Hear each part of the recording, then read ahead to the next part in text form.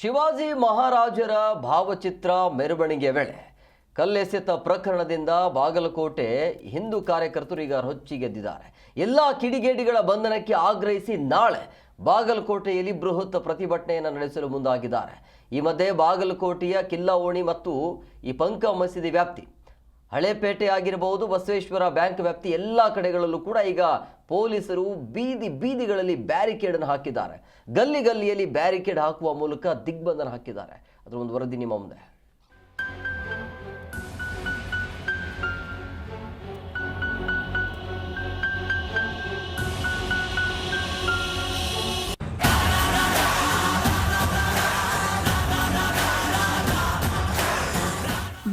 ಬೀದಿಗಳಲ್ಲೂ barricade ಹಾಕಿ ದಿಗ್ಬಂಧನ.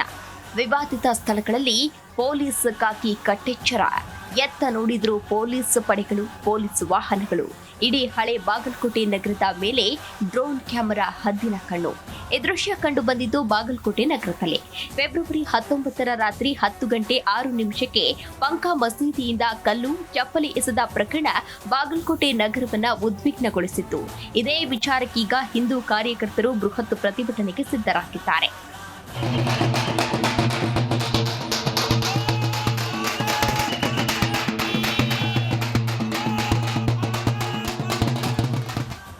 ಇನ್ನು ಕಲ್ಲಿಸಿದ ಎಲ್ಲರನ್ನ ಬಂಧಿಸಬೇಕು, ಗಡೀಪಾರು ಮಾಡಬೇಕು. ಪಂಕ ಮಸೀದಿಯ ಅಧ್ಯಕ್ಷ ಹಾಗೂ ಕಮಿಟಿ ಅವರ ಮೇಲೆ ಅವರನ್ನ ಕೂಡ ಬಂಧಿಸಬೇಕೆಂದು ಹಿಂದೂ ಕಾರ್ಯಕರ್ತರು ಆಗ್ರಹಿಸಿದ್ದಾರೆ.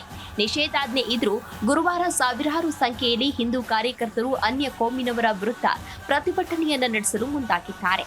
ಈ ಹಿನ್ನೆಲೆ ಪೊಲೀಸರು ಕಿಲ್ಲಾ ಓಣಿ, ಪಂಕ ಮಸೀದಿ, ಬಸವೇಶ್ವರ ಬ್ಯಾಂಕ್ ವ್ಯಾಪ್ತಿ, ಬಸವೇಶ್ವರ ಸರ್ಕಲ್, ಹಳೇಪೇಟೆಯ ಗಲ್ಲಿಗೂ ಬ್ಯಾರಿಕೇಡ್ ಹಾಕುವ ಮೂಲಕ ದಿಗ್ಬಂಧನ ಹಾಕಿದ್ದಾರೆ. ಪೊಲೀಸರ ಈ ನಡೆಗೆ ಹಿಂದೂ ಕಾರ್ಯಕರ್ತರು ಆಕ್ರೋಶಗೊಂಡಿದ್ದು, ಇದು ಹಿಂದೂ ಹೋರಾಟಗಾರರನ್ನ ಹತ್ತಿಕ್ಕುವ ಕೆಲಸ ಎಂದರು. ಈ ಎಸೆತದಲ್ಲಿ, ಈ ನಮಗಾದಂತ ಅನ್ಯಾಯದಲ್ಲಿ ಯಾರ್ಯಾರು ಪಾಲ್ಗೊಂಡಿದ್ದಾರೆ ಎಲ್ಲರನ್ನೂ ಕೂಡ ಬಂಧಿಸಬೇಕು ಮತ್ತು ಅಲ್ಲಿ ಆ ಮಸೀದಿಯ ಅಧ್ಯಕ್ಷರು, ಪದಾಧಿಕಾರಿಗಳನ್ನ ಎಲ್ಲರನ್ನೂ ಕೂಡ ಬಂಧಿಸ್ಬೇಕಂತೇಳಿ ನಮ್ದೊಂದು ಬೇಡಿಕೆ. ಇಲ್ಲಿ ಆದಂತ ಸ್ಥಳದಲ್ಲಿ ಪ್ರತಿಭಟನೆ ಆಗ್ಬೇಕು ಅನ್ನೋ ದೃಷ್ಟಿಯಿಂದ ನಾವೆಲ್ಲ ಶಾಂತ ರೀತಿಯಿಂದ 26ನೇ ತಾರೀಕು ಪ್ರತಿಭಟನೆಗೆ ನಿರ್ದೇಶಿಸಿ ನಾವೆಲ್ಲ 26ನೇ ತಾರೀಕು ಪ್ರತಿಭಟನೆಗೆ ಸಜ್ಜರಾದಾಗಿವಿ. ಆದ್ರೆ ನಿನ್ನೆಯಿಂದ ಪೊಲೀಸ್ ಇಲಾಖೆ ಎಲ್ಲ ಮೈಕ್ಗಳಲ್ಲಿ ಡಂಗುರ ಸಾರಿ ಯಾರು ಪ್ರತಿಭಟನೆಗೆ ಭಾಗವಹಿಸಬಾರ್ದು, ನೀವು ಯಾರು ಹೋಗ್ತೀರಿ ಆ ಗಾಡಿಗಳನ್ನೆಲ್ಲ ನಾವು ವಶಪಡಿಸ್ಕೊಳ್ತೀವಿ, ನಿಷೇಧಾಜ್ಞೆ ಜಾರಿ ಐತಿ, ಈ ರೀತಿ ಭಯದ ವಾತಾವರಣ ನಿರ್ಮಾಣ ಆಗಿದೆ. ಅಂದು ನೂರಾರು ಸಂಖ್ಯೆಯಲ್ಲಿ ಪಂಕ ಮಸೀದಿಯಲ್ಲಿ ಅನ್ಯ ಕೋಮಿನ ಕಿಡಿಗೇಡಿಗಳಿದ್ರು. ಅದರಲ್ಲಿ 8 ಜನರನ್ನ ಮಾತ್ರ ಬಂಧಿಸಲಾಗಿದೆ. ಮೂಲ ಆರೋಪಿಗಳನ್ನ ಗಡೀಪಾರು ಮಾಡಬೇಕೆಂಬುದು ಕಾರ್ಯಕರ್ತರ ವಾದ. ಈ ನಿಟ್ಟಿನಲ್ಲಿ ಉಗ್ರ ಹೋರಾಟಕ್ಕೆ ಅಡಿಯಾಗಿದ್ದಾರೆ. ಆದರೆ ಹಿಂದೂ ಕಾರ್ಯಕರ್ತರು ಹೆಚ್ಚಿನ ಸಂಖ್ಯೆಯಲ್ಲಿ ಸೇರಿದಂತೆ ತಡೆಯಲು ಪೊಲೀಸರು ನಿಷೇಧಾಜ್ಞೆಯನ್ನು ಜಾರಿ ಮಾಡಿದ್ದಾರೆ.